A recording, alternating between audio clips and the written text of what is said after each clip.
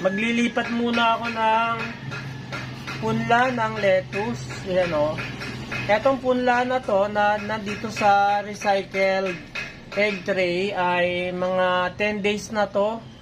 Sobra akong busy kaya hindi ko pa siya naililipat eh. Ngayon ililipat ko. Mabubutasan lang yung lupa kasi may basa yan eh. Dahil ito kasing styro box cover, may tubig yan.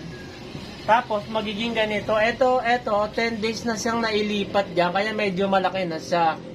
Another 10 days pwede na siyang ma-harvest. Yan, napakadali lang mag-alaga ng lettuce pero napakamahal. Kaya bakit tayo bibili kung pwede naman tayo magtanim? Isa pa, napakalakas ng energy na ibinibigay sa katawan. Minsan nga kapag kumain ako nito sa gabi, ang hirap matulog. Kaya sa umaga ko lang siya kinakain kasi nagbibigay talaga siya ng lakas sa katawan. No, masarap magtanim kasi hindi ka na bibili. Bakit ka pa bibili kung meron ka naman sariling tanim? Kaya magtanim na tayo para lahat happy. Ayan, after na mailipat natin sa mga styro cup, ganyan na siya. In 10 days time, malaki na yan. Tapos pag sapit ng 20 days, pwede nang i-harvest. At pwede na rin ibenta.